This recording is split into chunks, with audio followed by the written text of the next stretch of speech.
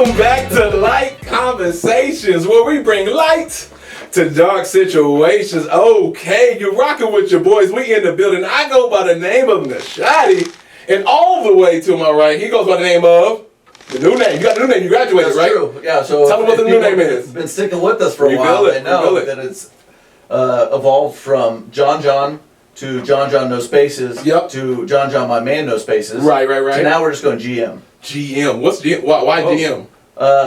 It's my favorite car. Okay. No, I'm just kidding. No, it's like a general manager. That's what it stands for. Yeah. Also, GM Motors is like I just go. That's just what I do. I like that. I like it. It truly represents you, my man.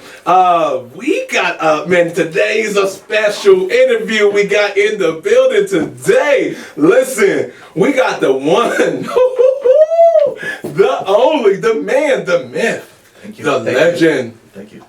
Nobody's talking about you. Josh Wilson is in the building. Y'all give it up for Josh Wilson, man. I got a standing ovation in the crowd. I was sitting. Sorry, my mom in the audience. Thanks, Mom. Thanks, Daddy. Okay. Shout out, Debbie Wilson. Time to go. Josh, how you feeling today, Man, I am good. I am so grateful you guys had me here. I wish it could have been just you and I. Oh, my goodness. We starting off hot, y'all. We starting off hot. We have Jonathan in the building as well. Listen, full transparency. Say the word, I will leave. We know he does not want to be on the scene. He's working on getting over this anyway. So, well, I mean, Josh told me to leave, so I just went and left. Fine. Yeah. I'm on podcast. I gotta go. All right, y'all. We got Josh Wilson in the building. So man, this is a busy man. He's got a lot of things going on and a lot of things coming up. So we ain't gonna waste no time, Josh. We gotta hop right up in it, my man. We're going straight to it. We get right up in it, man. Are you gonna ask me something about the Lakers? Is that what we're gonna start? You don't want to go there. You don't want to go there. I was gonna start. OKC is about as good as the Lakers. We about neck to neck. Listen, in order for this podcast to go well, yes, sir, we're gonna need something to happen. We need you to pick who to feud with and stick with that man. I know, right? You can't like play both sides. Oh, okay. Pick one. So well, how about this? Well, how about we do this for the next 30 minutes? Okay. How about I don't argue with either of y'all? That sounds horrible. Does that make me a better guest? Like, is the viewers out there going to be happier with that? I think they like picking sides. Yeah. They want to see, we on Josh's side this time. I think he was right on this one. Well, what's going to be funny is we'll look at the analytics for this, and people will start watching the video, and then they're going to see your mug, and they're going to go, let's just go audio. That's probably fair. Yeah, I mean, that's fair. GM, what we're not going to do is disrespect our guests, okay? They got to feel welcome. No, you're the nice guy. I'm the nice guy. Yes. So feud with me, you be on the side. We established it. Now we got our rules. We cannot say anything about LeBron. Nothing about LeBron, so that way we... Well, that's between you and him. Yeah, so I guess they were here against you. Yep. And we can talk about a million things of why I don't like you. Listen, what you're not going to do is be on this podcast and disrespect facts. co-host. That's a fact. So I need to get my rules set out as well. Okay. Listen, y'all see that camaraderie, man? Because this is all day long when we in the office, man. Like...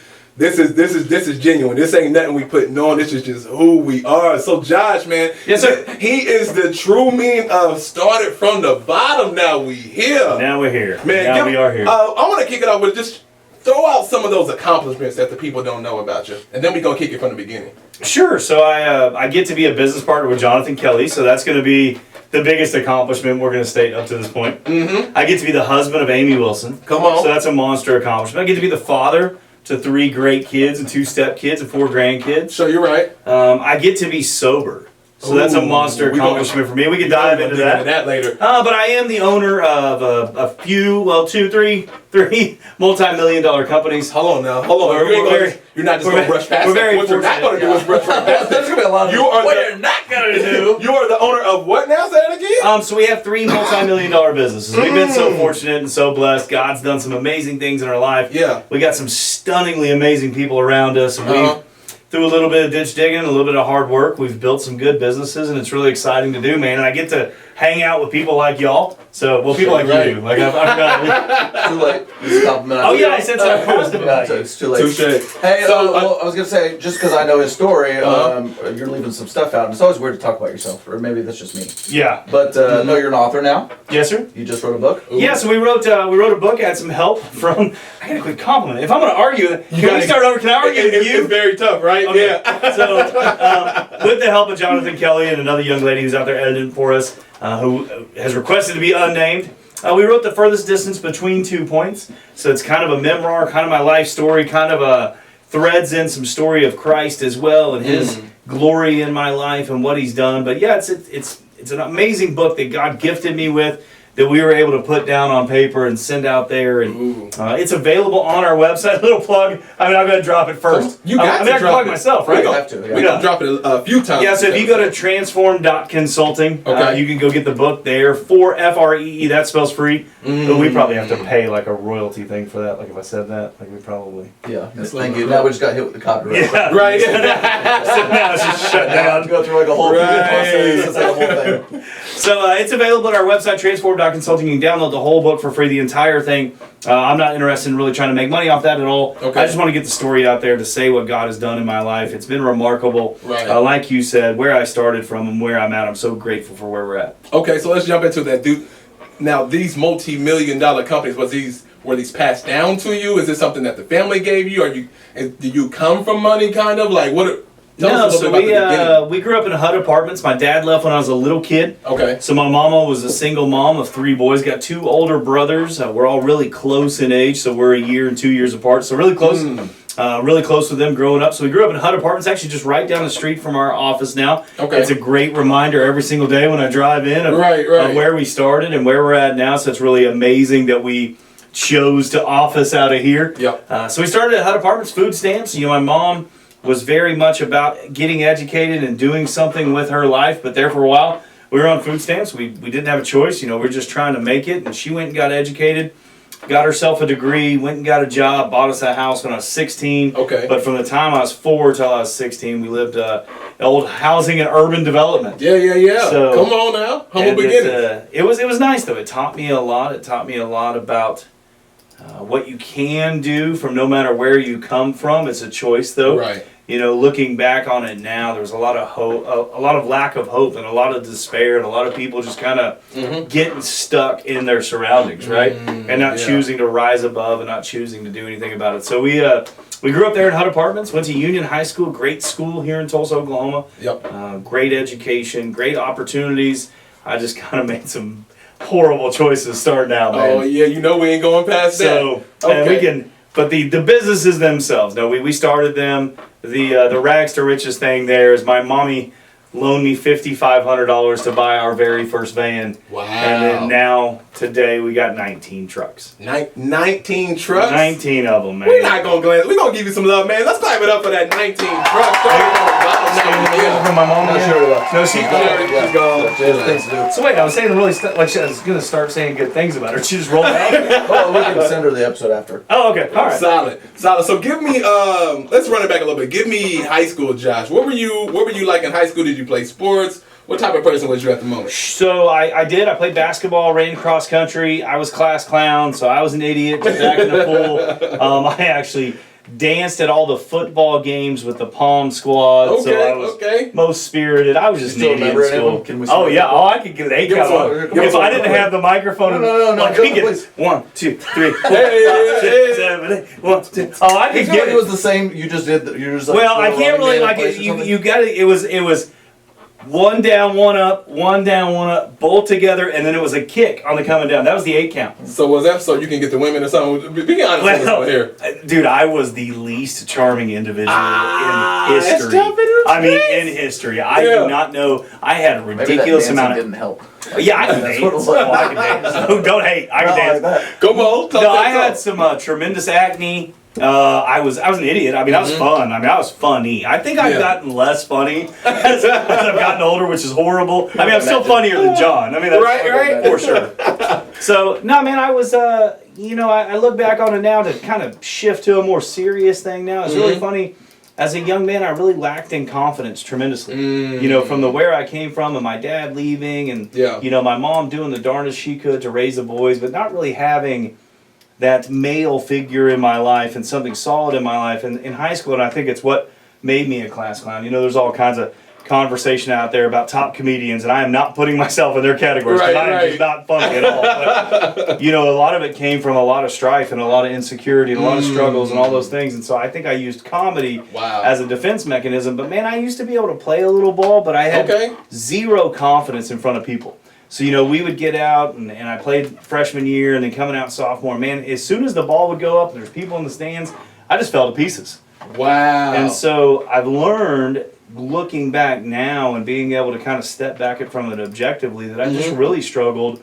And I think our listeners can maybe understand this, and maybe there's some people out there listening that are struggling with the same thing. I just had a tremendous amount of insecurity, and so I was really arrogant to cover it up, and I was just a moron, and I used trying to get attention from being a class clown and being an idiot, acted a fool. That's kind of, I guess, the story of high school. I was good in school. I have a really silly means by which I retain knowledge as just a gift from God. I mean, I haven't really done anything to earn it. I mean, when I read something, I just seem to retain it. So I did well in school. I just had no desire to go to college or anything else. Okay.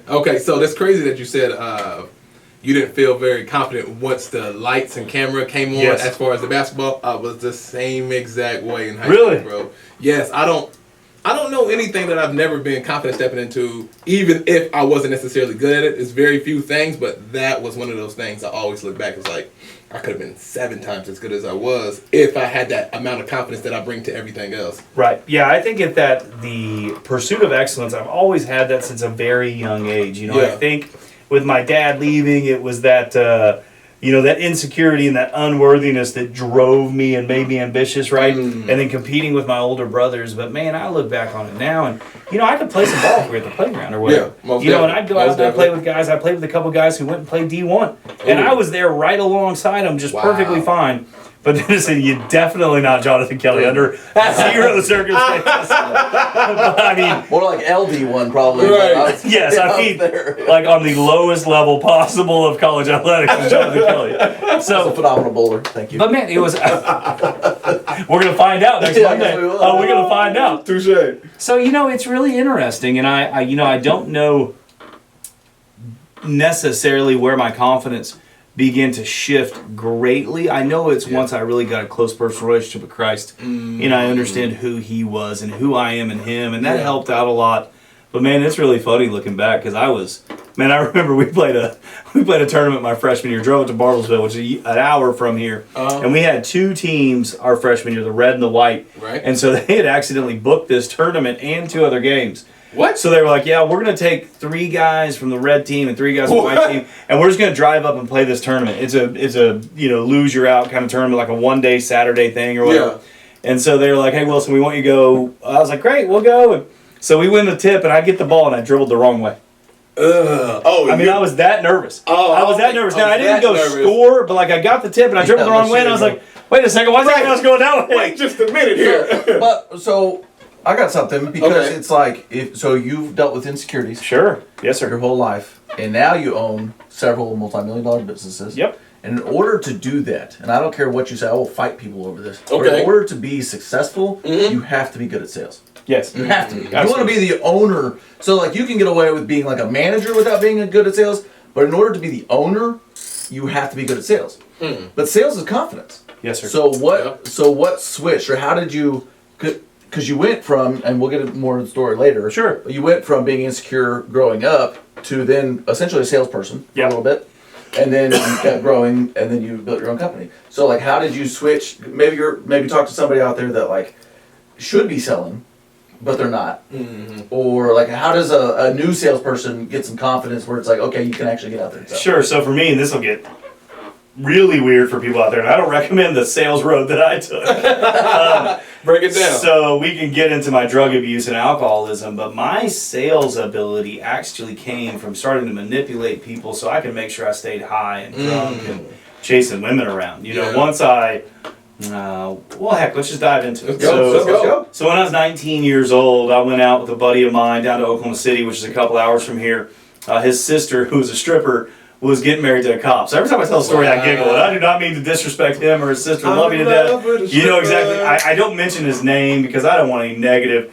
Man, why were you doing cocaine with this guy and you ruined his life? Anyway, we were out all day. Yeah, I didn't even think about that. You did cocaine with a cop. No, I did cocaine when a cop was there. Oh, okay. The guy, he wasn't a cop himself. I was like, this is a whole. So his sister married a cop. Yeah, that could have went way up. Yeah, that's right. I would have used that in my past. Get out of jail free card. Need that. So, but no, man, we were out hanging out all day. I was tired. We'd been drinking all day. And I was just like, man, I'm going to go to the hotel and go to sleep. I'm going to get a cab. Back then it was cabs.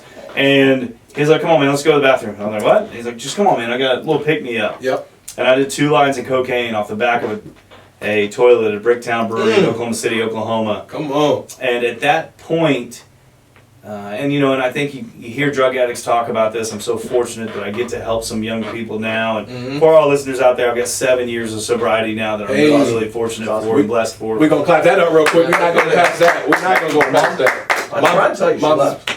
Mom's ain't here right now. Dang it. So, but I went in there and I did 2 lines, man, and the pain of my father leaving, the pain of never being good enough for my mom, the pain of the relationship with my brothers, and all the strained things that had happened in my life had all disappeared. Yeah. The funny thing is I have really severe ADHD, which none of our listeners can tell whatsoever. So what they actually prescribe for you is speed. So they prescribe Ritalin or Adderall or Strattera, all those things. It's just speed. It's just legalized cocaine. Wow. And so it actually calmed me, and it gave me this peace. And those 2 lines of cocaine completely changed the trajectory of the next 16, 17 years of my life.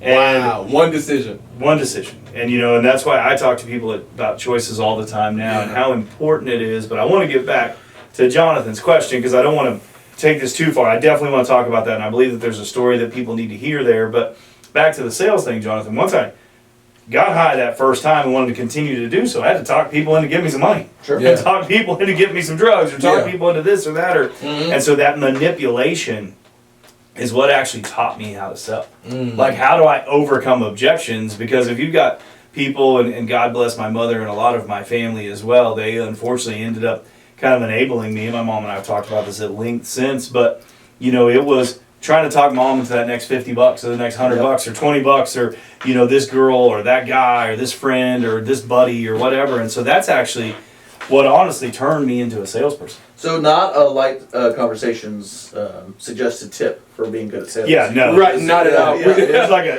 disclaimer down here. Right here. This It says, please actually do not use this to be good at sales. Exactly. Nah. It goes up on YouTube. Number 1 sales tip: be a cook at it. We disconnected us. Uh-oh. We got a boo-boo. Stay tuned. That you said something that if we take out, like, hey, you should do cocaine to be good at sales. Right. You said something, you became good at sales because you felt like it was a necessity. Yes. Right? And so, like, that's just how you get really good at anything is if you feel like you don't have a choice not to. Right? So what was that movie that was it with Will Smith who got real good at sales real fast? It was like Pursuit of Happiness. Pursuit of Happiness. Pursuit of Happiness. Yep. Yeah, it's the story of Chris Gardner. Like, he had no choice but to do it, right? And so I think that's just, we could pull away the saying the cocaine and just be like, it's a necessity. Like, when you have no other choice, when your back's against the wall. Right. That's a fact. That's in all things. There's a really neat thing out there, and this is for a lot of listeners out there. I think you might need to hear this. I think being broke and destitute is the greatest way to build anything. I think if you put your back up against the wall and all you got is your 2 hands and your 2 feet and a strong back, I think if that's all you have, it creates, all the way back to like the hunters and gatherers, right? Yep. Like if you go put yourself out in the forest and you ain't got no water and you ain't got no food, you're going to figure it out really quick. That's a fact. So I think that we sometimes when we start businesses or when we encourage other business owners, and we've been so fortunate to coach some of them now, and we've got some clients that have had some success, and it's super exciting to see, but I think a lot of businesses want to be like funded, and this is the next fundraising this, and we're going to bring in the next person this and the next that, and so they have all this theory and stuff. But you're like, hey man, who's going out and just getting it? Yep. Like, who's going out and just and I love teaching salespeople by making them pick up a phone. Yep. I love teaching salespeople by having them knock on doors. And, so I agree with you fully, Jonathan, and I think we need to argue about something, but I agree with you fully that we're going to get there. The best business owners in the world are absolutely positively salespeople. And we can take that as far as you want to go. We can go, and we will not get political here. I'm just going to state some names. Okay. We're going to go Elon Musk or Steve Jobs or Bill Gates, Warren Buffett in a whole different way than a lot of these people. And Donald Trump. Like, if you look at all these guys who are super, super, super financially successful, because I want to be careful when we talk about success, how we define that. Right. But these people who have made a bunch of money, they're all really good salespeople. I didn't even think about it that way. If you look at the highest paid profession in the world, it's salespeople. Well, Except for maybe prostitution, but I don't know if we want to go that way. Are they eating out there in the streets for prostitution? You know what I'm saying? They making a pretty good check out there. You know what I'm saying? I think that something that you said though is, all you need to be successful, to grow anything, is your 2 hands, your 2 feet, and strong back. That's it. That's it, man. And so many times it's like, people are like, I need a new widget, I need a new thing, I need to read a new book, I need to ask 17,000 people about what I should do. And like, all you need is what you are born with. Right. You know? And Go ahead. No, I'm sorry. No, please go ahead. So in other words, start with what you have. Right. You know what I'm saying? Like, start with what you have. Not to say that's going to be the end result and other things aren't going to come along, but it's just like you asking somebody else to invest in you and you ain't even invested in yourself yet. You know what I'm saying? Like, how can you expect me to invest into you and you ain't put $1 down? How you want me to believe in you and you don't believe in you? You have a podcast and you ain't told nobody? Right. You got a business and you haven't told nobody? You sell houses and you don't tell nobody? Come on, man. If you want us to believe in you, you have to believe in you. I think we have gotten caught up in digital marketing a little too far. I think we've put a little too weight into social media. So I'll tell the real quick story of the first year of Living Water. So we started in May 8th of 2017. So it's not a good time to start a sprinkler business because it's right in the middle of the season. But I called everybody I knew. I honored my past employer. I did not call any of their clients, any of their connections, any of their anything. And I called every single person I knew and I said, hey, I just started a sprinkler business today. Yep. So if you need sprinklers fixed, if you know somebody who needs sprinklers fixed, if you got a friend who's got a sprinkler system, if there's a sprinkler system in your neighborhood, I sure would like to fix it. Right. And so what I actually did is I got a shovel and some sprinkler heads and a van with a tank of gas. And I went to neighborhoods and I knocked on the door. What? And I said, hey, how are you doing? So listeners out there, there's a really easy way, and we would never break the law, and we would never be immoral, and we would never do anything that we can't stand before Christ and give an account for. But it is not soliciting if you introduce yourself to someone. No joke. It's that's not a soliciting. Jimmy Jim right there. That's If a you gym. just knock on doors in really nice neighborhoods and say, hey, I was in the neighborhood working over at the Kelly's house. Just want to stop by and introduce myself. If my van's ever in your way, if we ever make a mess or we ever do anything, I just want to introduce myself. I'm the owner. I'm Josh Wilson. Thank you so very much. Have an amazing day. So I'm not soliciting anything. I'm not selling anything. I'm not doing anything that breaks any solicitation laws. All I'm doing is introducing myself. Okay. And we just happen to be in the neighborhood. Did you gain any traction off of doing that? Man, I gained so much traction. No It was joke. ridiculous. Okay. So that's the start of this business. I have a story, and I might start crying. And for our listeners out there, Jonathan will go off on this tangent because I cry all the time. Let it out, man. Let it out. So we started our business on a Monday. We drove an hour from here to get a van. We came back. We went and stocked that van up and set it up. Tuesday, I went and did some service calls. And Wednesday, we went and did a little redesign. So for our folks out there just changing some sprinklers in a yard, I don't want to get caught in the minutia of a sprinkler system. Yeah. Thursday, I didn't have no work to do. So I woke up and got out of bed and took a shower, left the house, and went and sat in the parking lot of our parts supplier, which is still our parts supplier to this day. Yeah. And I went and sat in the parking lot because I didn't want to tell my wife that we didn't have any work to do.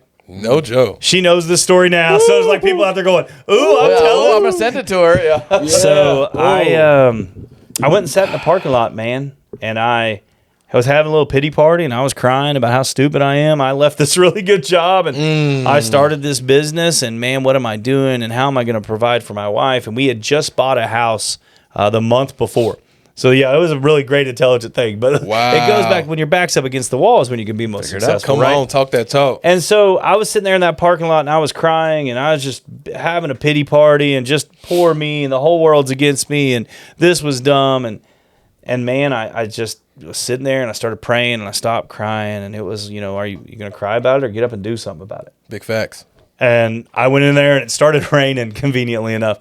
And so a big move we have, and you can hear this if you're a sprinkler guy out there and it's raining in your town, go drive around. If people got sprinkler systems running, sell them a rain sensor.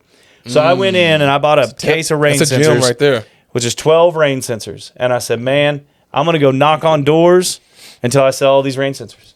Yeah. And that's what I did the rest of that day. And that was the last time that I ever felt sorry for myself. Wow. Or that I ever gave myself excuses or gave myself a reason as to why it couldn't succeed. Yeah. And I was like, man, let's just go freaking get it. And I love how you put that, Jonathan. I mean, desperation is a great place to be. You know, and it's created a lot of fantastic businesses. It's created a lot of really neat things. Yep. You know, the story of FedEx is like the best one. The dude goes and plays blackjack with their last $5,000. Right. In order to make payroll. I mean, we don't recommend that either. Disclaimer right here. Yeah, a lot of do not. We're gonna get to know some attorneys after this episode. Yeah, Right. Yeah, I mean, I stole a jingle that we got copyright information. Yeah. Talking about drug abuse. So no, man, I think that's really neat, Jonathan, where we went there with that sales. But you know, I think that if you have to do something, you'll go do it. Yeah. And if you don't, then you won't, and you'll fail like 9 out of 10 businesses. So give me those thoughts right there that's going through your head, because Sure. For the fellas, man, we know that weight that we carry as, you know, taking care of the family, making sure we good, and you know, wifey is believing in you. Sure. You like, I got us. Oh, I got You know what I'm saying? I got us. However it goes, we gonna be good. And then it's just like, we ain't got nothing. Well, and for the hashtag, there's girl bosses out there with stay-at-home dads too. Yeah. So For you know, sure. we're all inclusive Hashtag. podcast here. Hashtag. Not knocking that. Not knocking that. I'm just saying. We just touch it. We touch on the. We touch I on the now fellas right feel like I have the role of being the attorney in the Right, room. I Where see I was that. like, so I'm engaged. I'm ready. Yeah. You gotta make sure to see a disclaimer. Right. So yeah, what was that feeling like? You know what I mean? Like, what's going through your head? Even to this day, you know, it's become a level of responsibility. It's really interesting because for so long in my life, I was so selfish. And in order to truly run a business really well, you have to become selfless. Right. Because you have to serve your client base. But more than that, and this is something that I would love for business owners out there to hear, you got to serve your internal customers first. Yeah. Like, you got to serve your staff. on. You got to make sure that you're building those that's good. relationships and bonds and doing those things. And so if you're selfish, if you're out there just trying to do it for you, I guarantee you're going to fail. And so once I started to recognize, hey, man, I have a responsibility to do these things, it removed excuses and it removed laziness. You know, I think that's a word for a lot of people out there. I know a lot of folks struggle with procrastination or complacency or laziness or however you want to call these negative and derogatory things. Well, you know, Mel Robbins has that great thing she talks about. Just count to 5 and do it. You know what I mean? Oh, yeah. Which is a great thing. Just count to 5 and do it, right? Real deal. But it is, that laziness can be overcome by understanding the responsibility. There it is. Well, and there I think something that I don't think a lot of people talk about it enough is the responsibility that business owners feel for their, not only their employees, but their employees' families. Yeah. Right? Yep. So it's like, so nobody ever talks about it. Nobody, for whatever reason, thinks about it. Employees don't think about it. Yep. You know, your friends that are not business owners that just have a corporate job don't think about it. Right. But you have a certain weight on your shoulders at all times for not only your household, but everybody else that you're employed with too. Talk about that. So that's awesome. So we're going to talk about some scripture. We're going to talk about some stuff now. We ain't foreign to that. Come on. I think that, and I want to be very careful here that we don't get off on some crazy tangent where this goes horrible into mental health and it creates some more of this invented mental health stuff. But people, business owners out there, just want to let you know, I care. I really do. I really care about you, and I know it's a lonely, miserable, terrible place. True. Above me, right behind me, and I don't know if we can see it on the camera, but it says, nobody cares, work harder. Woo. And that's for me. That's not for the rest of my team. It's not for people that I meet with in my office. It's not for anything else. It's for me to understand that nobody really cares. Yeah. But other business owners, we do. Yeah. Because we understand it is the loneliest place on earth. Yep. I was homeless at one point, and I was a drug addict, and I was an alcoholic. And there is, honestly, to me, no lonelier place than this office at 3:30 in the morning trying to figure out how we're going to make payroll. Ooh. Yep. Then this office at 7:15 at night after I met with a customer and I sold something, trying to get that deposit put in to make sure we can keep the lights on. You know, so I think it's a conversation that really needs to be had, and I'm more than willing to have the conversation because I love being transparent. I love being naked with people and just being open and honest and clear about stuff. Yep. And I think it's not discussed enough because people want to be tough and, oh, I'm the hashtag on my grind, hashtag hustle. Like, we started on that. That's you real know, deal. so it's real talk. Like, hey, man, and if you're out there and you're struggling, reach out to me, Josh at transform.consulting. I promise you I'll call you. Yeah. I promise you. That's a fact. But if you're understand it is a lonely, lonely place. We have 28 staff members now. Yeah. Which I can't believe that God has entrusted me with this. Come on now. But those 28 staff members, we did the math last Christmas and sat down, have 46 children. Woo. And I care about the 28 staff members. I truly, truly do. But what I will not have happen because of my complacency or my laziness or my procrastination, I will not have Jonathan ever go home and tell Harper and Brooklyn, hey, so Josh didn't do what he's supposed to, so I don't know. We're going to figure out somehow we're going to eat or what we're going to do. Yeah. Michael that's on our team and Aria and Taylor with LYTE. And I go on and on and on, right? But for all of you out there who are struggling with, man, you don't understand what I go through. I understand. Yeah. Jonathan understands. Right. I promise you, Charles understands. I promise you that we care about that. And it's a conversation that needs to be had. For sure. Hey, man, how do you deal with this stress? The funny thing is I dealt with stress with cocaine and sex and alcohol and gambling and all this stuff in the past. Now I just deal with it. I just lay it down at the throne of God. But also I pick up the phone and I call somebody. And I think that's key too. Is like, so there's these things that for whatever reason, this is my soapbox, Charles. I'm telling you, every jumping on one? every episode He brings one out every soapbox. episode. But Come there's on, like John. things out there that people for whatever reason don't want to talk about. Yes. And one of the Yes. things is like the fact that as an entrepreneur or a business owner or whatever you want to call yourself, there's a lot of cool. But there is some pressure, man. Yeah. So it's like, and I notice I say, so it's like and like a lot. That's now. all right. But anyway, we're going to let it go. we're growing. We won't talk about Yeah, sentence we're growing. fillers. It's No, okay. we're growing. We're gonna move on. No, but it's when you're sitting here, like kind of what he's saying is, in the early stages of your business, and you're going, okay, dear God, I'm responsible for the livelihood. Yeah. And there's a lot of weight in that word alone. Yep. For all these people. So it's their people. It's all of the people that they do business with. Yep. It's their kids. It's their so you're having to deal with that, and you're going, okay, well now I'm going to pay them first, obviously, because I Yep. have to. That's a fact. So then now there's a pressure on your household that nobody wants to talk about. Yep. Then it's like, okay, well, we have to pay the internet. We have to, and it's always tell me if I'm wrong, but it's always in your worst financial spots that something goes horribly wrong. A truck breaks, my Yes, goodness. every something single like time. some kind of leak happens. Always. Yep. Always. I think there's something really fitting here, and I'm a big country music fan. I'm trying to get Charles on it more. We talked about Morgan Wallen yesterday. Yeah. Jonathan is going to come Wasted over on to the you. team never as well. gonna happen. So there is so Not Gary while I'm Allen. around. Big shout out to Gary Allen, my wife and I's very first date. Gary Allen, thank you so much, Gary. Seen you 15 times in concert. Thank you for autographing my wife's boot. At what point does it Appreciate cross over to stalker? So it's pretty close. Is it 16? Is it Well, 16 yeah, is the time? I think so. 17. Give or Oh, take. you're so Give or okay. take. So he has this song out called "A Showman's Life," and I will sometimes just play it in the truck. And in the lyrics of it, and I don't want to butcher the song, and I'll start singing, but don't. everybody will stop watching. It just turns off. So it just literally everything dies. Yeah, well, that was weird. Okay. So Set it much up. for episode 5. Right. So it says in there, nobody told me about this part. They told me all about the money. Come and they on. told me all about the girls and told me all about the lights. But nobody told me about, it says a showman's life is a lonely hotel room and a lonely wife. Yeah. And if you listen to the song, and goodness, I just got goosebumps just talking about it. So I think somebody out there needs to hear this. Come on now. Everybody in entrepreneurism wants to talk about the money and the glitz and the glamour and, and all these guys who've made it big, and Grant Cardone and Gary Vaynerchuk and all these dudes out there with social media, huge presence, and Russell Brunson and all this. And that's awesome, man. Alex Hormozzi, big shout out to all you dudes. But Yeah. nobody wants to talk about the fact that it is lonely and it is miserable Yeah. and it is a grind and it is...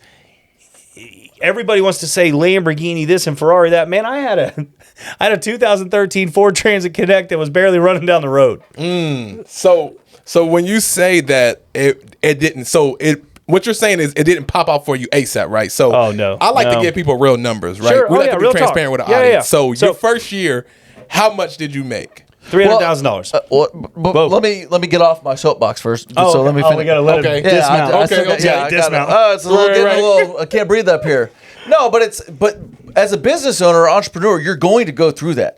And I think what the point I'm trying to make is you have to find other business owners in your life to be able to talk about this stuff. Please because do. literally nobody else in your life understands this. That's a fact. Your spouse, like, can be a great partner in a great many ways. Yeah. But they are not sitting at this office at 3 o'clock in the morning going, dear God, how do I pay these people? Righteous. They don't feel that. Yep. So the only people that actually feel that are other entrepreneurs, other business owners that have been there before. Yep. And not only have they been there before, but they've had to work through it. So find them and lean on them to talk to them about this. Don't feel like you have to go it alone. Just because it feels lonely doesn't mean you have to go through it alone. For sure. talk I mean, I about feel that, like, yes. and I feel like you should have mentors in all that you do, right? And you shouldn't have the same mentors for every single area of your life. You know, like you may have one for entrepreneurship, but you may have one when it comes to your walk with Christ, and you may have another one when it comes to marriage, right? So we have those inner circles that we can reach out to, and because as men, we taught to be what? Strong. Yes. Don't cry about it. Yes. You ain't supposed to show that anything hurts you, but it's like, nah, dog, I got feelings too. You feel me? Like, and I ain't gonna show them to everyone, but I need someone that I can holler out and just be real with and be like, dog, I'm going through this. I'm struggling. Like, I don't even know if I'm gonna make it out of this. Is it possible? And for somebody to be like, nah, I went through that, and you can make it out. That sometimes as men, that's all we need right there. That little boost right there it's like, will take you so far. I can do it. All right, cool. I can do it. Yeah. Exactly. I got it. We don't need a whole bunch of condom, but just enough to be like, nah, I actually been there at that same spot. Yes, it went bad, and I was down. I had one cent in my bank account, but God. You know what I'm saying? Yes. But Yes. God, step right in. You know what I'm saying? He said, after you have suffered a while, I will establish you. You know what I'm saying? And what he's doing is he's pruning and he's priming us to get ready for that big blessings. But if we took off ASAP, we wouldn't know how to receive it because we didn't go through the middle part, that messy middle that Yes. John likes to talk about. Yes. You know what I mean? But, oh man, sorry. Yeah. But if I'm I getting can, going. you can too. You know, and that's what we need to hear sometimes. And I get to hear it still today as we're going to scale, and we can get back to the numbers thing or whatever. But you know, we need to hear it from other business owners. Hey, I walked it out. Hey, I had a failure. You know, I've had 2 businesses that have failed along this run. Like a lot of people are like, oh, wait a second. So like Living Water has done very well, and I'm very honored for what we've had. Yeah. But we had a lawns company that failed, a mowing yards company that failed. We had a plumbing company that failed miserably. So, you know, a lot of people, let's only talk about the wins. Like, talk about the wins in the book, and you can go speak, and you can be at business conferences, you can do all this. No, I want to talk about the losses too, because I don't want people out there to feel like they're on an island and completely ostracized of, nobody else has ever failed except for me. 9 out of 10 businesses fail. Yeah. Come on. That's the statistics on that? It's 9 out of 10? 9 out of 10. Forbes. Yep. Oh, it takes, and here's another one. Here's a sales one for you. So you sales guys out there who are feeling it takes 900 no's to get a yes.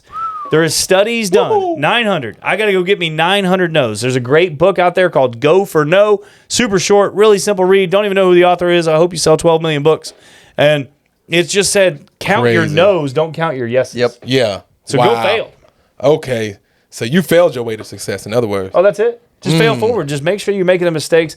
So I want to answer your numbers thing. We did $300,000 in 2017. Is that profit? Or? No, we made very little off of that because we rolled all of it back into the business. Smart. That's smart. My income from Living Water in 2017 was, I left a job. I was making about 80. My income from Living Water in 2017 was $23,000. And you got in 2018, my personal income was $23,000. Your personal income? Yep. Oh, man. So, and then 2018, I made about $55,000. 55. Okay. We coming up, though. So people don't want to talk about this stuff. Now, the revenue for the business was about $900,000 in 2018. Well, that's what people talk about. That's what That's what they want to talk about, right? Yeah, they want to talk about those big things. They want to talk about, oh, man, you did $900,000. You're a millionaire. Nope. No, I made $55,000. That's not how it works. And so, and then we did experience a great amount of success and really started to hit a rhythm and understand our costs and understand all of our overhead. And we can talk about all the minutia of that. But we did 1.5 and 20 and then 2.2 and then 3.5, and we'll do just at 5. Well, we'll be shy of 5 million this year. Probably 4.5 to be honest. December 13th, and the weather's kind of shifting, so we're not going to do a whole bunch to finish off the year. But so we've been very fortunate. So from 300,000 5 years ago, 5 years ago, to we'll do about 4.5. Okay, so I want to back it up for the beginning entrepreneurs. How come your business made $300,000, but you only paid yourself $23,000. What is the reason for that? Yeah, so for us, when we look at things, we have parts and then labor, Okay, right? So we have all the parts that go into a sprinkler system. We have the labor done by all the other people besides myself working, and then we have so at that time we didn't have an office. At that time we were just parking stuff at the house. Come on. But we have the gas that goes into the vehicles, the insurance. A lot of people don't understand payroll taxes. So big shout out to business owners out there. Understand whatever you're paying somebody, it's going to cost you 50% more. Yep. So if you're paying somebody $20 an hour, it actually costs you $30 an hour. A lot of folks don't hear that. Employees, if you're out there hearing it, maybe that'll help you understand, oh, wait a second, maybe my boss isn't balling out of control like I thought he was. Right. So you have overhead, you have the gas, the insurance, the payroll taxes, the regular taxes, you have marketing, insurance, advertising, the things to get our name out there, the little flyers I was handing out, the business cards.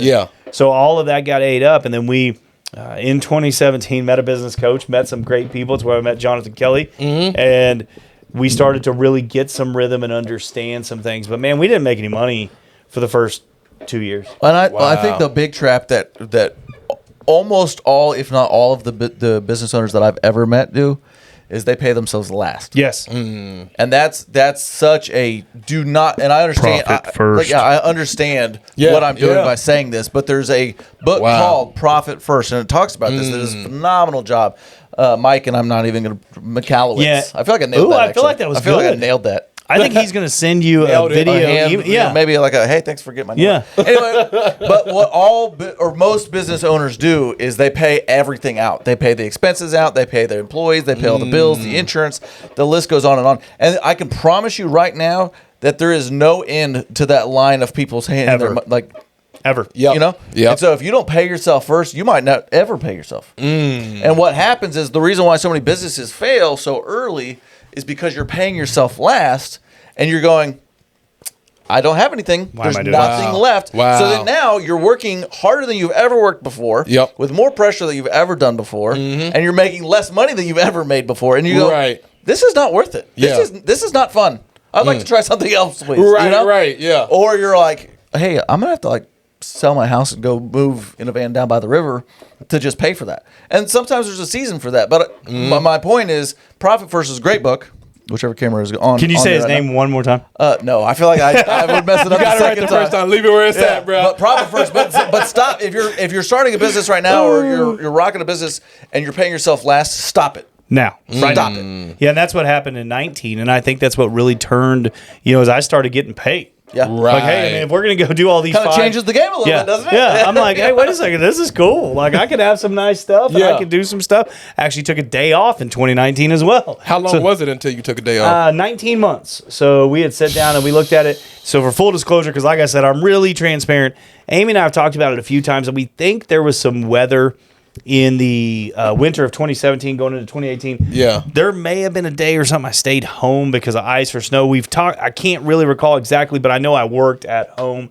But the first legitimate day off was 19 months. We hired a guy named Michael Reed, who's dramatically changed my life. He's still with us to this day. Love his wife Ashley. She's way better than him. Aria is an amazing little girl. And we got Mikey rocking, and he was out doing some repairs, and he turned into... Now he's the dude who, he's my right-hand man. He's awesome. And so, fourth or fifth best looking guy in the office. Well, we can get into that. But this whole thing will go way right. So, and just for the listeners out there, I rank myself pretty low on that. But unfortunately, Jonathan ranks himself really high. That's a whole other episode. Rank myself high. It's okay. It's okay. Anyway, let's not go because we do not want to get off on that. And so then, we really hit traction. Great book, Gino Wickman. We're going to shout out a whole bunch of people. We're just going to go throrough like an entire And I want library. you to know, I said his name perfect. Like perfect. Yeah, it's like... No, I said it perfect. Mike Smith. Oh, nailed it, guys. High five. Like, get out of here. I said it perfect. It's okay. I said it perfect. You need the... Hey, yes, good job, there buddy. you go. Yeah. So we got some traction in 2019. 2020 improved even greater. We're so fortunate when the pandemic hit. I remember sitting at my table with my wife on March the 20th. And I was crying. I cry all the time. I haven't cried yet, but if we keep going in this interview, there's a chance I might cry. I was crying at my table because at that point, this is when they were really serious. Like, hey, they're going to send the National Guard and everybody's got to stay in and whatever. We weren't sure of how this thing was going to play. And I was crying at my kitchen table. I had called some friends of mine who were great mentors, and I asked them how much money I could have. And I called 2 different guys, and one guy told me one amount, and another guy told me one amount. They're like, yeah, Josh, and how are you going to pay us back? I was like, I don't know. Wow. I'll dig ditches the rest of my life. Like, I just want to pay my staff. I just want to make sure we keep the lights on and keep the doors open. And I was like, I sat there and I looked at my wife, and she's so sweet and so consoling and so nice, and then told me the next day to suck it up and go to work. But I said, baby, what do I do if they tell me I can't go to work? Like, what are they like? I can outwork any problem if I can go to work. Well, what if I do if they tell me I can't go to work? And man, we were very fortunate. We were considered essential, which that's a whole other funny conversation. Yeah. But anyway, right. First time I've ever been essential in my whole life. But anyway, I feel like we should work through that. Yeah, you want to talk about something? I might lay down on the couch for that one. But yeah, we grew tremendously in 2020 and in 21 and 22. Now I hired a guy. I don't know if he wants to mention his name or whatever, but I hired a guy now, partnered with him, and he's taking things to the next level. I realized, and this is a word I want to have for entrepreneurs out there, and then I think maybe we jump back to the story and back to the book, maybe, Charles. But I think, guys, I want you to understand my business came to a point when I knew it outgrew me. Ooh. And I think a lot of y'all need to hear that out there, and I'm going to say it again. My business got to the point that it outgrew me. What does that mean? So I know that, there's the law of the lid, right? We've all heard the John law Maxwell. of the lid. I said his name first and nailed it. And I don't feel like you did. I feel like you messed up the X to the W transition. What we not going to do is give out fake awards, okay? Come on. John Maxwell. Oh, he got on you. He's on my team. Yeah, hey, he's Charles, on my come on, be on team. my It's side, not man. about team. It's about reality here. I said John Maxwell's name perfectly. I don't understand what you want from me. Come on, fam. So You didn't say anything about Gino Wickman, but you're going to call me out for John Maxwell. Anyway, it doesn't he's matter. on my team. Yeah, get out He's of on here. my team, except for LeBron. So anyway. Definitely not for Brown. Shout out to Brown. Hey, we need you on the podcast. And what we're not going to What we're not going to do is make lies about who's the greatest player of all time. So anyway, Stop it. Shameless plug, LeBron James. I believe that Michael and Kobe are better. I believe that you can open that lid if you surround yourself with great people, the masterminds, and you start to get challenged by mentors and challenged by development and growth and all those things. Well, I hit a lid. I hit a point, and I was like, man, I don't know what to do next. I legitimately don't know what to do. And I have some great people around me. And what I recognize is, well, if I bring in this gentleman, he's already been there and done that and already understands. Yeah. Now, do I believe in myself now? We talked about earlier in the show about yes, I believe in myself. I believe that I could develop the skills necessary to take this to the next level. But as of this very moment, the business outgrew me. Okay, so I know that you're a coach now, right? Yes, sir. So how essential was coaching when it came to your business? Because I know at some point you picked up coaching and everything, right? Yeah, so there's a great conversation about that. The 2 greatest players of all time. Okay. That's where I thought he was going with this. Yeah. It'd be like, how important was coaching to Kobe, but not so much LeBron. Like I really thought. I'm actually going to go there. But you're going to take the that. 2 greatest players of all time, Michael Jordan and Kobe Bryant. Neither of them missing one, but it's all good. The 2 of Muggsy them Bogues. never won Muggsy Bogues. Shout out to Muggsy, though. Shout out to the Muggsy, our first dog, we moved to a house at 16 years old. I named him after you, Muggsy Bogues. Yours is the only life story I really ever read. Love you, Muggsy. Shout out to Muggsy. Hey, we need you on the podcast. Like conversations. Say that. But conversation.com. So, Right. but neither of them ever won a title without Phil Jackson. So it's how important coaching is, right? Now, I don't know. Wow. We will really not get off on this tangent about the greatest of all time because Charles and y'all will argue about this for days. All day long. So, shout out to but what LeBron I want to James. understand is I started to recognize, all right, let's agree that we're going to stop at the count of 3. Okay, ready? Yep. 1, 2, 3. Michael and Kobe, LeBron 3. James. I knew that. I was waiting for that. I saw that one going a mile away. Okay, for real, Truce, for real. Okay, All right, bet. So coaching became super imperative to me. Yeah. Because I had to have people around me. You said mentors. I have my board of directors, I call them. So it's 5 men that I rely on. One of them is spiritual. One of them is about relationships. And Smart. 2 of them are about business, and the other one is just about life. Yeah. And then my wife is at the head of that board of directors. Come on. She's the chairman. Yeah, and so Chairwoman. those people. How dare you. Yeah, chairwoman. Yes. Yeah, thank you for doing that. You've done such a great I'm job. full on in I'm this so lawyer proud role of that you I right have now. So I rely so heavily on those people. I talk to each of them almost every single day. And so having those people around me, I had a formal business coach for 5 years. Yep. Okay. It helped me a lot. It changed my life, changed who I was. changed who I am today. Yep. We grew apart and kind of some things changed in our relationship. Yep. But I'm super grateful, eternally grateful. My entire scope of my life changed. But I think For sure. for everyone out there, and this isn't a plug for me. This is not a plug for our business, Transform.consulting. Come on. Lock it in. No.com, just No.com, Transform.consulting. Transform.consulting. No.com. No.com. No.com. Gotcha, Transform.consulting. So I think everybody who wants to be successful in anything that you do, if you want to be a successful father, if you want to be a successful husband, if you want to be a successful and the most important Christian, Come on. if you want to be successful in business or basketball or golf or I shouldn't say this, and I'm going to anyway, foosball. If you want to be successful in anything that you do, Yeah. you're going to have a coach. And whether that's informal and you're learning things from YouTube or Google or you're learning things from books or whatever, right? Like I Yep. believe the greatest way to get an education is $20 at a time or FREE from YouTube. Yeah. There you go again. Yeah. Oh, I did that one again. Strike 2. We only got one more strike, and this Right. is one episode in. Right. So, I think that coaching is monumental in that. We've been so fortunate that our clients have, the ones that we coach have all experienced more than 100% growth this year. Yep. I don't think that's because of me. I think it's because we have developed a good system and a good roadmap and a good means by which to coach them. Okay. But I believe that's because our clients are diligent. Yeah. And they're doing the things they need to do to be successful. We could talk a lot about consistency and diligence and those traits that make people successful. Okay. But man, you got to get you a coach. And even if it's for free, we have a scholarship program with our business.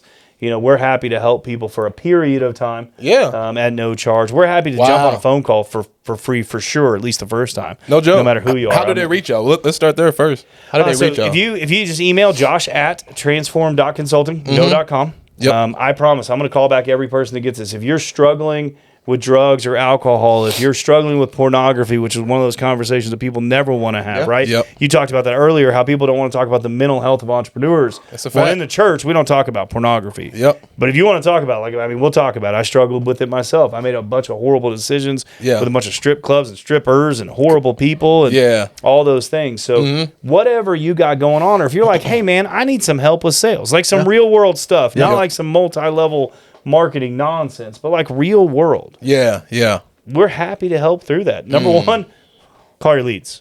Here we go. Okay. Greatest, That's a free one greatest right sales there. tip in the ever. That's a free one Just right there. Call your leads.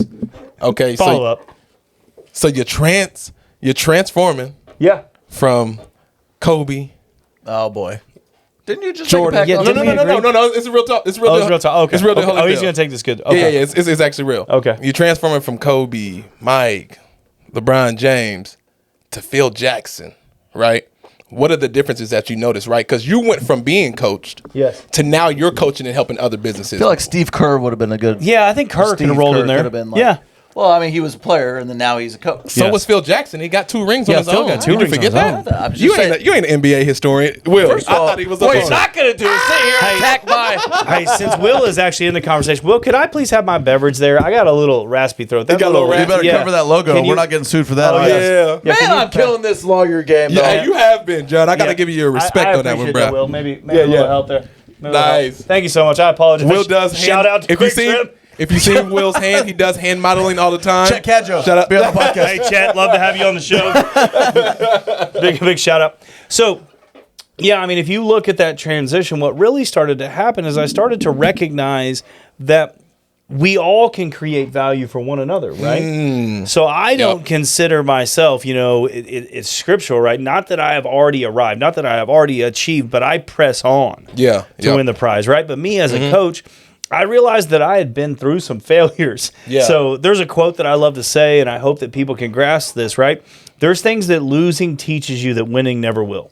Ooh. Say that one more And that's time. a Josh Wilson original. Say that one more There's time. things that losing teaches you that winning never will. That's a Jimmy Jim. Come And on now. so I've been very fortunate that through my failures and through my mistakes and through all of our trials and tribulations that I can tell another business owner, hey man, don't go left here. Like for real, just stay straight. Do not take this exit because I promise you it's not going to go well. We can talk about shiny things. We can talk about a whole lot of stuff that Josh Wilson did wrong. Investing for sure. in the wrong type of marketing and advertising. I mean, we could go on and on and on. Right. So when we started coaching, I just wanted to provide the knowledge of my failures, basically. That's where it started. Yep.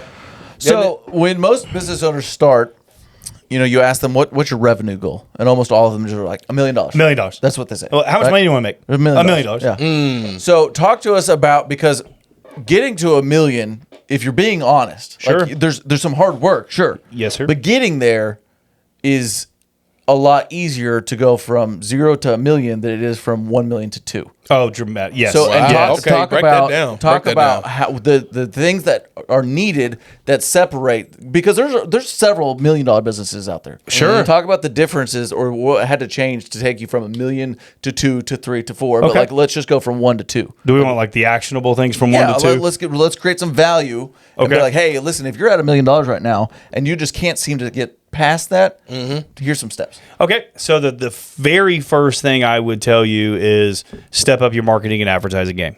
Okay. So the very first thing, so to get to $1 million, so I've actually had this conversation from 100,000 to $1 million, and then from $1 million to 2. So I've always stacked upon it. But so to get to $1 million, quite often that's friends and families and word of mouth.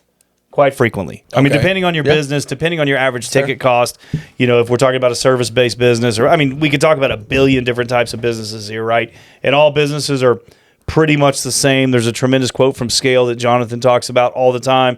But basically, business is business, right? If we're talking about whatever it may be. But first and foremost, to go from $1 million to $2 million, it can't be the referral from Billy. And Billy has been a great fan of your business. There's a term that people use as disciples. I don't like using that term, but he's a raving fan, okay? Yep. And so Billy's sent you 3 other installs. Each one of Shout those out installs are $7,000. Thanks, Billy. That's 21 We'd love grand. you on the episode. Well, but you need 30 of those. So the exponential growth comes from having a solid marketing plan in place and having a solid advertising plan in place. I think Dream 100 is probably the biggest one of those. Shout out to Chet Holmes. Beat you to it. I'm sorry, but I beat you to it. Okay, well, shout out to his daughter Amanda. Way to take it over. Very impressive. 24 years old. Take over an organization with 200 you employees. said you're going to bring it up. Well, what is Dream 100? What does that even mean? So a Dream Give him 100 this is a gym. This is a straight gym. Go and ahead. this is Ultimate Sales Machine. So we got to make sure this isn't us. This is one thing. If I could, Yeah, the sun is doing some things I don't know right if there. I'm just killing this episode or what, but like, it feels like God is shining he's His shining light down on on me you right now. Literally, no. But if this is not an over exaggeration, but if you do this, if this is the only thing you take Yes. away from this episode, Yes. this one thing will literally change your business, which will Completely. then change your life. I and everybody think Charles' nugget of making sure you're surrounding yourself with some people to talk to. But True. go ahead. That nugget was really positive. No, there's some gold here. I didn't say the rest of the episode wasn't good. I'm just saying if you were only looking for one thing, you could take Charles' thing, or you could take Team Charles or Team John. Look for the shirts. Put soon. in the comments. Shirts is coming Shirts are soon. soon. Yeah. Anyway, Dream 100, please. So the Dream 100 is basically, to simplify it down, is the 100 people that you would love to do business with for the rest of your business's existence. So if you could write down a list of people and say, hey, I want to do business with Nike. Can we say Nike without having to pay anybody anything? Can we just that, say right? Josh Wilson? Okay, Josh we Wilson. just- Look, Yeah, I we'll want go to with do Josh. business with Josh Wilson for the rest of my life. I have a sprinkler supply company, and I understand that he has the largest irrigation business in Oklahoma. That was about the most arrogant thing. No, it's factual. It's But fact. I really shouldn't say that about myself. Hey, talk Didn't your talk, feel Josh. arrogant. Talk your talk, bro. Okay. What was Charles You saying work hard earlier for about this. how are we supposed to know about you if you're not Yeah. going to talk about you? So Big I mean, facts. if I was in John, that's a Oklahoma good I'm one, learning boy. this one. and I had a sprinkler supply company, I'd want to serve Josh Wilson because he got the biggest account in Oklahoma. Come on. So your Dream 100 is you just make a list, right? And this is so easy, guys. You make a list of the 100 and 100. Don't quit at 98. Don't get a list of 47 or, hey, you don't understand my business different. You can compile this list from Google and from your brain. Make a list of the 100 people that you would like to do business with, okay? So for me, for a sprinkler business, that is landscape architects, that's HOAs, that's custom home builders, that is those types of people, right? We do a little bit of commercial. So on my Dream 100 is a few smaller commercial builders. We don't do huge projects. So that's my list of Dream 100. On the Dream 100, you find out the contact person over there. You can find that out with LinkedIn or Google or Facebook. Like, who's the dude making the decisions, right? Or dudette. A dudette. Good job. Great job. He always evens it You out. put that That's phone nice. number on there. You put that email on there. You put that office address on there. And then what you're going to do is 5 super simple things, and you're going to do this over and over. Come with me, guys. And Over over. And over. And over. and over. And over. Oh, we're just going to keep doing this over and over. That's and over. enough. Yeah. Okay. So what you're going to do is the first week, you're going to call them. You're going to call them, okay? You're going to try and get a hold of them and call them, right? The second week, you're going to send them an email. If you need some samples of emails, email us, and we'll send you out something that is a good email? form email that you can, it's josh@transform.consulting. No.com.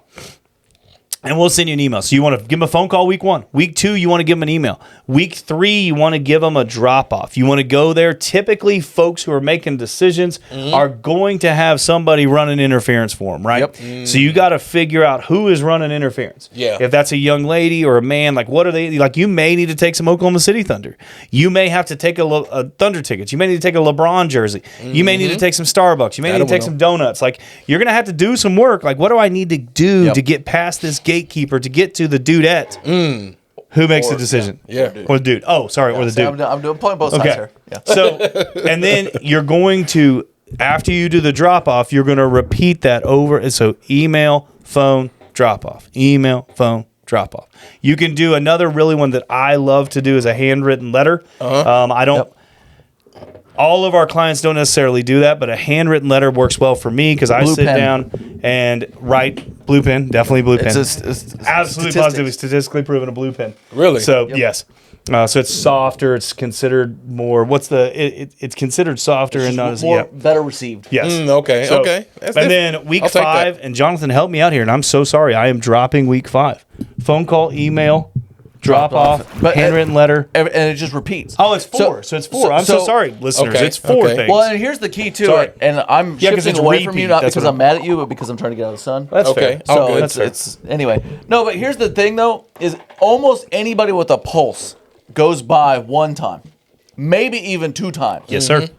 To these people that they want to do business with. Yes. Yep. So, and what happens is that first time, that second time, there's a whole scale that you can look at where Yes. it goes from like When people buy. annoyance to curiosity to actually buying.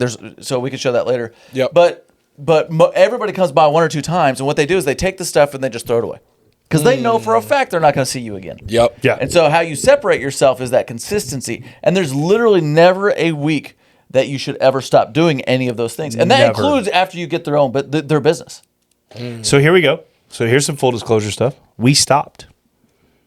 At Living Water who's Irrigation. booing our guest? We did. That's so rude. Well, I mean, it's sometimes Charles, it's are what you you booing? gotta do. That's rude. And we had a tremendous lull in work. Yeah. Like we were like, no, we got this. Like we got this rhythm. Like we're the market leader. Like we're Living Water Irrigation, right? Right. Like I am the search term on Google. People don't even look up Sprinkle Repair Tulsa anymore. They look up Living Water Irrigation. Come on. Talk So that we talk. stopped being consistent with our Dream 100. What happened?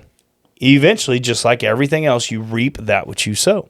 So we stopped doing that week in, week out. We stopped doing those phone calls, those emails, those handwritten cards, those drop-offs. We stopped doing it. Yeah. And then we had a drop-off in the number of sales. So even us. So we all make mistakes, Yep, guys. for I sure. want to put that out there because I'm not ever going to be the business coach or the business owner who says, "No, man, I'm flawless. Yeah. No, I got this, man. No, I don't ever make mistakes. Guys, Yeah. I fail." And it's through losing that I've learned how to win. That's what Jonathan, going all the way back to where we started the program at, right? I learned how to sail by being a freaking loser.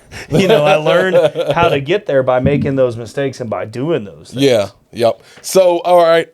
In the book, you talk about some of your drug habits and how you started. So let's get back to that for a second. So at 19, your Yes, first sir. time ever snorting coke was off the back of a toilet, right? Yes, sir. What's happening after that? Give us life a little bit after that. So I went off to the military. I actually didn't do any more drugs for the time I was in the military until they politely asked me to leave when they incarcerated me. That's a longer story for a different program. Yeah. So, but I did drink. It's very common in the Okay. military that everybody just drinks. It's Okay. it's just a thing. You put a bunch of young men together and they're just all going to get drunk, right? Right. And so I was drinking excessively, drinking until I passed out, but I was still functional. I went to work and Oh, we okay. all did. We all went to work hungover, but Right. just kind of what we did. But whenever I got back, I got kicked out of the military and I got home December 15th of 2000. How old are you at this time? I am, goodness gracious, you make me do some math. 22 years old. You're 22. old. Okay. 22 years old. All right, 22. And I went back to work at a restaurant, got a job immediately at a restaurant. And that New Year's, I asked one of the guys that was working with me if he knew where to get some, and he got some. And since that New Year's of 2001, I tried to do cocaine every day until Valentine's Day of 2013. Wow. So for 13 years, Wow. essentially every single day I could get my hands on it. Now I had some, I talk about in the book, it took me 50 times to get sober until I actually got sober. So I had some small fleeting moments of sobriety in there. Yep, for sure. But other than that, I basically tried to stay high all day, every day. I mean, so give us some of those situations you've been in that trying to get high has put you in, and I'm sure you had some near-death experiences with that as well. Yeah, so for me, I never was an IV user of cocaine, meaning I never used a needle. I only ever snorted it. Yep. I would smoke what we call primos, and I guess we can talk about this because we're talking about Let's talk about it. We're here. I mean, it was a cigarette that you take some of the tobacco out and you suck some cocaine in it. Yep. So I would take those to work. So when I would take a cigarette break, just in case I couldn't get to the bathroom to go snort some cocaine, do a couple bumps or whatever, I would just smoke primos. And so I did that quite a bit, but I never smoked crack. I never shot it up or anything. So there was a lot of times I would snort cocaine to the point where my nose would just bleed so heavily that I couldn't ingest anymore. Yeah. A couple of the situations I talk about in the book. Number one, I met a guy, and this is how crazy my life became and how far away from any stretch of reality my life became. But I was at a local strip club here in Tulsa, Oklahoma, and I went in the bathroom, and I was snorting some cocaine off a key out of a bag. We call it doing bumps in the bathroom. Wow. And a guy walked in there, and he said, "Mine is better." And I was like, "Oh, wait, this just took a really weird turn in a men's bathroom."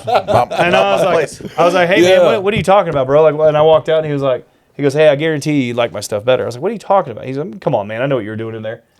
And he's like, "I got a shop across the street." And I just followed this dude, no joke, this Hispanic dude, across the street to his little shop that I met in the bathroom at a strip club. And we walked back to a back room that he had, and he had a lot of cocaine. Wow. And I ended up doing a lot of cocaine with him very regularly. Come to find out, he was kind of connected to some stuff. And I used to do transactions so that I could just feed my habit. I was not a drug dealer. I was not. It's not what I did, but I would help people get connected so that I could get my stuff for free or whatever it was. And so I had done a lot of that with him, with other people, and I ended up doing a deal with him one night and got a pretty substantial amount of cocaine from him, fronted is what it's called. Yeah, that's and what I was it's called. Supposed to pay him back, and I just completely ghosted him. Ooh, ran off on the plug twice is what we call that. And he ended up calling me and leaving me a message of, "Hey, man, you've put me in." We became really good friends, honestly. It wasn't actually cocaine. We were just hanging out all the time or whatever. Yeah. And he's like, "Hey, man, you've put me in a really, really, really bad spot with some really, really, really bad people. You need to do something here."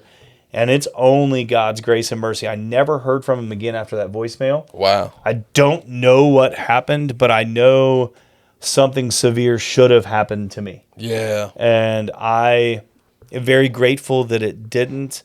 I had times when I stayed up days at a time and get delirious and get crazy. I had times when I drove that I shouldn't. Another situation, I got pulled over one night by the local police department, and I had an 8-ball of cocaine literally just in my pocket. Yeah. And I was high, so I wasn't really thinking very well, but it was literally in my pocket. So a cop comes up, asks for my driver's license.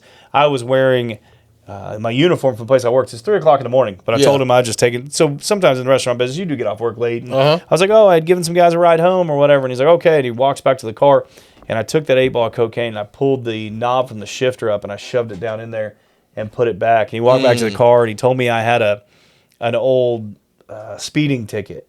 And he's like, "Hey, man, the fine's like $86. Do you have any cash on you?" And I was like, "Yeah, I do." He goes, "Okay, cool." He goes, "What I'm going to do is I'm going to take you and let you pay the fine and then process you through." He's super nice. Yeah, that's what's up. He's like, "I don't want you to have to miss work, and I don't want you to get in trouble. I know you're just out here trying to make it." And I'm like, "Okay, fantastic."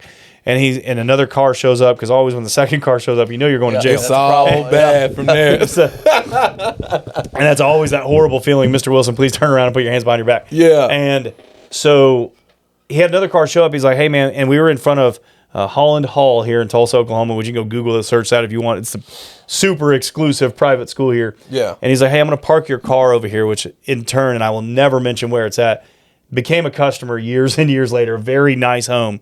And an officer got in my car and parked it in front of the house so they didn't tow it. Got in my car with an 8-ball of cocaine. Wow. And if they would have searched the car and they would have done anything, they would have racked me out and it would have been over with. Wow. And, so I look back at that stuff. I got a DUI out in Muskogee. I left a bar one night. I blew like a .27, it was like they're like, sir, we don't know how you're still alive. Goodness. I mean, there's so many things, and I'm not proud of it. I just want to be honest about the mistakes I made so you can understand out there that if God did it for me, he can do it for you. Most definitely. That if my life is where it is now, no matter how far gone you went and how far away you were, drugs and alcohol led me to being homeless at one point. I ended up sleeping behind a Connex. I'd stayed at a hotel for a week, and money ran out because I had used it on drugs and alcohol, and I couldn't get anybody else to give me any more money. And they were remodeling that hotel, and so they had a Connex. So I asked the manager at the office, could I leave my bag of clothes there? I had a bag of clothes for my life for like 15 years. What? I went from this couch to that couch to this apartment to that house, and all I owned for like 15 years of my life was a bag of clothes. Yeah. And it was just stupid, but I remember them allowing me to leave the clothes in the office, and for 4 days I went to because I didn't have a job at this time, and basically none of my friends were answering the phone anymore. Yeah. And I went to the library all day. I just read something, and then I slept behind a Connex. Wow. And you would think that would wake you up. You would think that, hey man, you need to do something. End up getting a hold of a friend of mine's sister actually called me. He had gotten a year in jail, kind of surprisingly. He was supposed to just go to a court date. Yeah. And then he got a year in jail, and she was like, well, I heard you're struggling or whatever. Do you want to rent out his apartment? And so I was like, okay, when's the rent due? And they're like 2 weeks. I was like, yes, I'll go. Yes. I'll go live there. Yeah. And and I went and got a job, the place right next door to the apartment. And my first check, did I pay my rent? Did you pay your rent? No, I went and got high and drank till I passed out. Dang, chicken wing. So, there's so many of those stories, and I think it's so remarkable what God has chosen to do in my life. And the message that I would tell people out there is if you will choose Christ, if you will choose to create a habit of good choices. Yeah. If you will choose to just take your life and leave behind that what was and step into something new. God talks about new creation all the time. Yeah. And it's so fantastic, the changes that have happened, and I'm ridiculously humbled and grateful for it. So at some point, that drug addiction led to prison, right? Yeah, so I never actually went to prison. Okay. So I was sentenced to prison, but I had done time served in county jail. So I was a year. The last time I went to jail, I was there for a year. A year. What was that like? So it ended up turning into a transformative thing, but it sucks, man. Jail sucks. Yeah. Like it's kind of like the apartments I grew up in. It was just everybody doesn't have any hope and just full of despair. Like you get people who go to court every day and everybody's like things are going to go great and you're going to be released because that's what we all tell each other. And then a guy gets 20 years on a dope charge or a guy gets 10 years for this and you're sitting there waiting for your court date and you're like, oh my goodness. Yeah. And so it was just full of despair, man, and hate and just nonsense. And I made a decision in jail, man. I was going to read through the Bible because you have time. Because the only thing you can do in jail is sleep, play spades, play dominoes, or read. Yep. Right? So I was just like, well, I'm going to read the Bible. And so I decided to read through the Bible. I got to John chapter 5, read verses 1 through 9. So it's when Jesus was coming to the pool of Bethesda, and there was a man there, and it was literally the story of my life. This man had said, hey, I've been like this all my life, Jesus. Nobody here to help me. Nobody's doing anything. There's all these excuses and all this whining and all this nonsense. And Jesus said to him, do you want to get well? Come on now. And as clear as you and I are talking right now, I heard those words spoken to me. Do you want to get well? Right. And I just cried out yes, like verbally said yes. Yeah. And I hit my knees and started bawling, crying, which is not a weird thing for me now, but it's kind of a weird thing in jail, though. Yeah. And I just started crying. I said, yes, man, I want to change my life. I want to do something different. I'm sick and tired of being sick and tired. I want to write a different story. I want to be a father. I want to be a good husband. I want to be a good member of society. This plan that God had for my life for so long, I want to walk it out. Yeah. And I want to live it out. For sure. So now that you made that decision, getting out of jail, what was your next steps? So I went to live at a sober living community, and this is how quickly the enemy tricked me. And I won't even say the enemy. I think sometimes we try to blame the enemy for some stuff to make us feel better and give us some excuses. I actually started drinking again, man. No drugs. Yep. But my sobriety date is actually December 9th of 2015. Yeah. So I walked out of jail in March of 2014. So there was a period there when I still thought drinking was okay, and I actually was drinking until I passed out again. Wow. Yeah, and I was going to church. I was living in a sober living thing, and then I was, my wife and I met, and we moved in together very quickly. I don't know why she's still with me today, but heaven sent her specifically so I could walk out where I'm currently at. Yeah. And man, I started drinking again. Yeah. And I kind of turned that path again, and I was like, oh crap, wait a second, what am I doing? Right. And Amy and all of her wisdom, and she's such a sweet lady, and for those of y'all out there who met her, she's so sweet, but she said, hey, I'm not going to kick you out. You know, you don't have to leave or whatever, but I'm not going to do this anymore. Yeah. Like, so you can go sleep in the guest bedroom for a couple weeks, but I'm done. Wow. And so that was December 9th of 2015. I poured everything out, and I've never drank since. And so from that point on, like once that happened and I got that big crutch out of that way, the big excuse out of the way, and I started to recognize there's some clarity and there's some things I can do. And if I'm not wasting all my time trying to get drunk and thinking about stupid stuff, maybe I could build a life here. Right. And so that's when I really got really close with Christ and started being very fervently devoted to the daily walk and making sure that I'm in constant communion and doing those things. And since then, you know, the greatest compliment that God can ever get is I meet people and they're like, wait a second, like that story doesn't make sense. Yeah. Yep. Like, wait a second, like I can't imagine you ever did that. Or, hey, I don't believe that ever happened. And I'm so thankful for it. I'm going to give a shout out to one more author. Come on. And this one's really serious. I'm not making a joke about this. I met a gentleman named JT McCormick at a business conference years and years ago. JT had told a story, and it's an unbelievable story, folks. And you can go get his book. He's the CEO of Scribe Media. And he told a story about how he's the son of a pimp and a prostitute, don't know where his last name came from, and all this story of just destruction and craziness and pandemonium and drama. And I went up to that guy. I was like first in line. Like whenever he finished, I grabbed a book and I ran up there and I was like, hey, I need you to sign this. And I'm sorry. I know there's a bunch of people standing here, but I got to ask you something. Like I got to know. And JT, I can't tell you how much you changed my life. Dang it, I am going to cry. It's there. But I asked that man, I said, hey, man, I need to know at what point do I tell my story? So I said, really short story is I got 4 felonies. I was a drug addict and alcoholic for 15 years. And you know, I've been sober for a little bit now. But how long until I tell my story? Like, what do I do? And he looked at my shirt.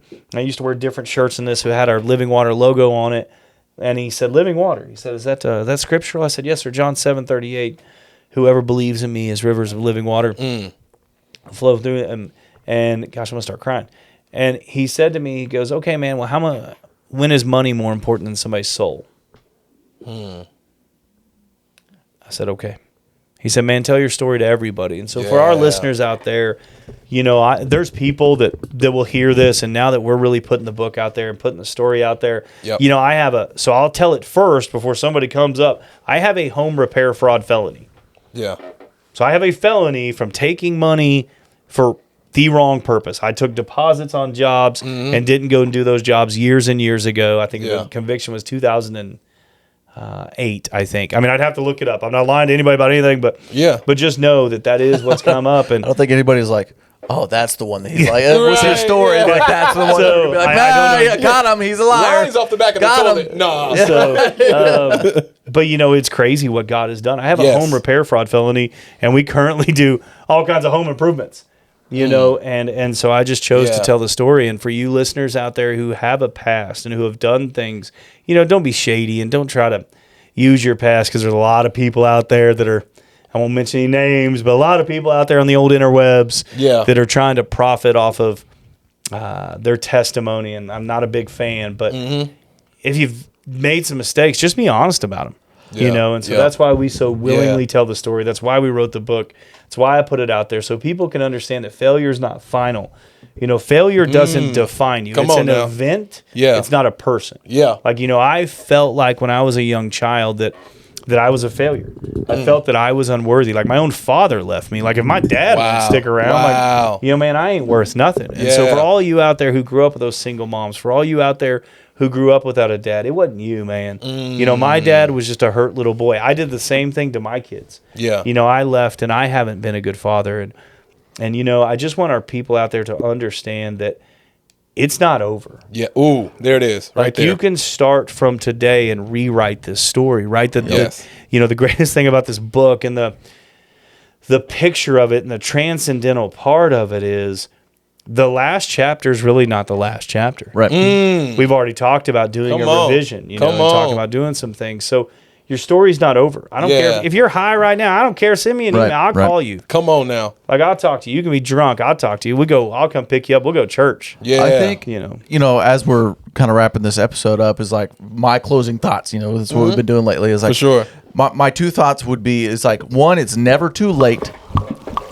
It's never too late. Yeah. Like, so whether that's like whatever you're going through, Yep. or it's never too late to start a business. Like I Yep. know a older guy, he was like 62, I think, started a business, doing very well now. Yeah. But it's Yeah. like, but it's never too late, and you have a purpose and value. Yeah. Right. And so we Yes. talked about this today, all three of us actually, where it's, you know, you can reach somebody that I will never be able to. Yes. It's like we can say the same things, but for whatever reason, right place, right time for you, right words from you is like our deaf ears on if it was coming from me, right? Right, So it's right. like, so if you're out there asking yourself, like, why am I here? What is my purpose? Like, I promise you, you have one. Yes. And you have the ability to affect and reach out to other people that other people don't. Yeah. So those would be my two takeaways. It's really good. My takeaway, I'm just grateful that you came here because we're named LYTE Conversations, right? LYTE, let your truth and courage. So I'm just grateful that you came and shared your story with the people because somebody on the other side of that lens is going through that right now.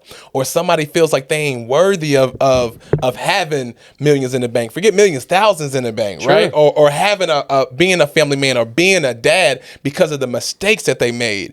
But your story is telling them that's a mistake, but that's not who you are. You know what I'm saying? So I'm grateful for you just coming and telling that story, man, because people need to hear that.